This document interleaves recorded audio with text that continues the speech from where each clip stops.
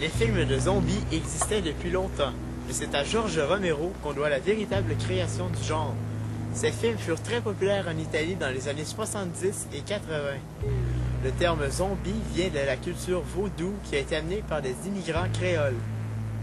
À l'origine, un zombie est un humain qui avait perdu le contrôle de son corps et était contrôlé par un prêtre vaudou, un Hungan. Ces Hungan utilisaient une drogue spéciale, une espèce de poison qui donnait le teint livide et une apparence de mort à quiconque en buvait. Sous l'emprise de ce poison, une personne n'avait plus conscience de rien et suivait les ordres du Hungan comme s'il était son maître. Mais la véritable naissance du zombie a été en 1968. Son créateur, George Romero, et son film Night of the Living Dead.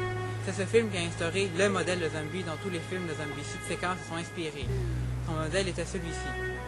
1. Les zombies sont des morts qui, pour une raison qui n'est pas toujours expliquée, reviennent à la vie. 2. Leur cœur ne bat plus, ce qui explique leur teint livide. Seule une partie du cerveau fonctionne, et c'est la partie qui contrôle leur instinct primitif, comme marcher et manger. C'est aussi pour cela qu'ils marchent généralement très lentement et gauchement, et qu'ils ne parlent pas. 3. Les films de zombies ont souvent un environnement apocalyptique. Presque toute la Terre est envahie par les zombies, et seule une petite poignée de survivants résiste.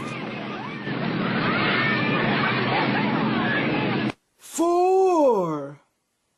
La zombification est contagieuse. Si un zombie mord un humain, il deviendra à son tour un zombie. À noter aussi que, à l'exception du film Brain Dead de Peter Jackson, on n'entend jamais le mot zombie dans aucun film de zombie, ce qui est assez paradoxal. Aujourd'hui, on associe beaucoup les films de zombies à l'Italie, tout comme on le fait avec les films western. Les films de cannibales, parallèlement aux films de zombies, sont aussi très populaires en Italie. Les films de cannibales font partie des films les plus gore qui existent, et plusieurs font partie des vidéos Nasties, une liste de films compilée par le gouvernement britannique en 1983 et qui contenait tous les films les plus dépravants. Ces films ont été longuement bannis en Grande-Bretagne, et ce n'est que depuis tout récemment que la plupart de ces films ont été acceptés. Le plus connu et le plus controversé de ces films Nasties est Cannibal Holocaust qui a été réalisé en 1980. Ce film utilisait plusieurs scènes de torture et de viol, et ils étaient dépiquetés avec tant de réalisme que le réalisateur a dû aller en cours avec les acteurs pour prouver qu'ils étaient sains et saufs. Le film reste aussi banni dans 51 pays pour avoir filmé les scènes de meurtre animal avec de vrais animaux. Parmi les réalisateurs de zombies et de cannibales connus, il y a Lucio Fulci pour ses Zombies 2 et 3, Ruggero Deodato pour ses Cannibal Holocaust et Jungle Holocaust, Umberto Lenzi pour ses Cannibal Ferox et Eaten Alive, et Bruno Mattei pour son Hell of the Living Dead. Il a aussi fait un film nommé SS Girls qui raconte l'histoire de deux filles qui se font torturer par des SS.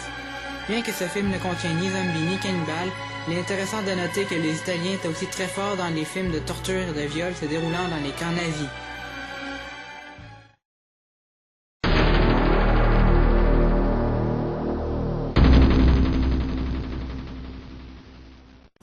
Les slashers sont un genre bien particulier des films d'horreur.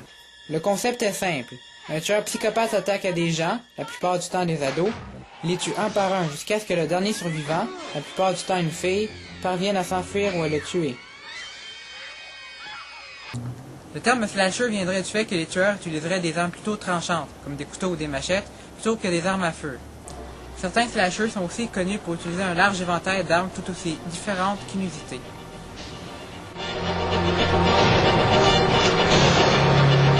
Parmi les slashers est sans nul doute le film Chainsaw Texas Massacre.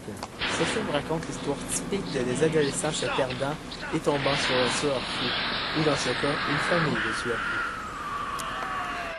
Mais le film qui a vraiment influencé le genre serait le film Black Christmas, qui a inspiré la plupart des slashers qui ont suivi.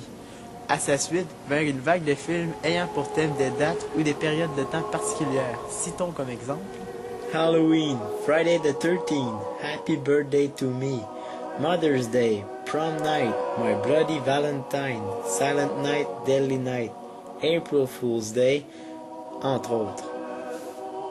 Les films qui ont le plus grand impact seraient sans nul doute les films Friday the 13th et Halloween, qui tous deux ont contribué énormément à la popularisation des films d'horreur. On pourrait citer comme influence au slasher le film Psycho, qui inspira plus particulièrement John Carpenter pour son film Halloween.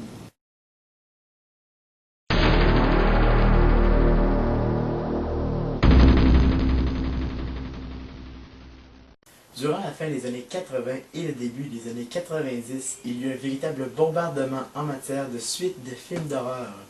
Ainsi, plusieurs films populaires et moins populaires devinrent des séries. Les films slasher furent évidemment les plus touchés. La série Friday the 13th compte aujourd'hui 11 titres en comptant Freddy contre Jason, et une autre suite est due pour 2009. Jason s'est fait tuer pour la première fois dans le 4e film. Dans le 5e, une autre personne le copie en mettant le même masque que lui. Il ressuscite dans le 6e. Il va en enfer dans le 9e, mais revient dans le 10 sans explication. Il faudra attendre Freddy contre Jason pour apprendre que c'était Freddy qui l'avait ressuscité.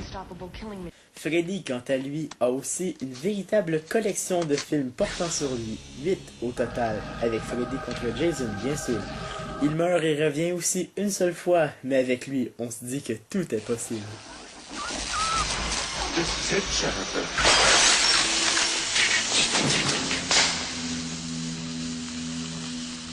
La série Halloween est une série aussi très touchée par les suites. Elle compte aujourd'hui 9 films au total, incluant le remake. Michael Myers, le psychopathe au masque du Captain Kirk dans Star Trek, a subi beaucoup de blessures graves, mais les brillants réalisateurs ont toujours trouvé une solution pour le faire revenir.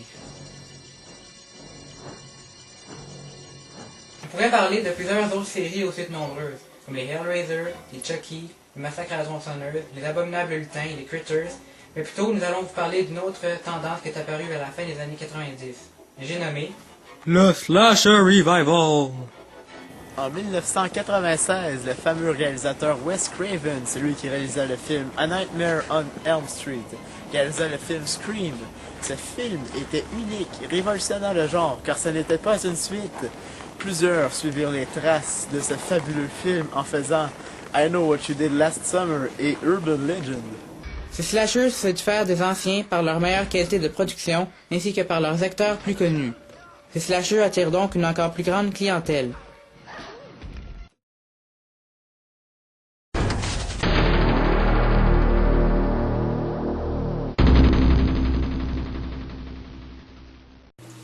Aujourd'hui, les films d'horreur sont assez prospères. On pourrait discerner trois courants qui se chevauchent. Le plus évident, évidemment, c'est celui des remakes. En effet, depuis la fin des années 90 jusqu'à maintenant, on dénombre plusieurs dizaines de remakes de films d'horreur. Tous les classiques qui ont passé, dont Texas Chainsaw Massacre, The Omen, Halloween, The Amityville Horror, Psycho, Black Christmas, Dawn of the Dead, The Fog, The Haunting, House on Haunted Hill, House of Wax, The Mummy, Night of the Living Dead, 13 Ghosts, Hills Have Eyes, Willard, entre autres. Le courant n'a pas fini d'exister, puisqu'on compte en 2008 encore plusieurs remakes de prévus. Sinon, nous voyons au moins 2 autres courants apparaître. Ce sont les films d'exploitation qui tentent d'être le plus sanglant possible. Ce sont les films porno-gore ou gore-gore. Ces films en choquent évidemment plusieurs, mais ils continuent à être très populaires. D'une autre part, nous remarquons aussi une montée des remakes de films d'horreur japonais. Les Japonais ont toujours été très forts en films d'horreur, et ils ont, avec les Italiens, fait les films les plus dérangeants qui soient. Mais en général, leurs films tentent plus sur l'horreur psychologique que graphique. Une histoire récurrente est celle du Yurei, un fantôme généralement femelle qui mourut de façon tragique et qui revient pour se venger. Les exemples les plus connus des films de ce genre sont The Ring et The Grudge. Plus récemment, le film One Miss Call est lui aussi un remake de film japonais.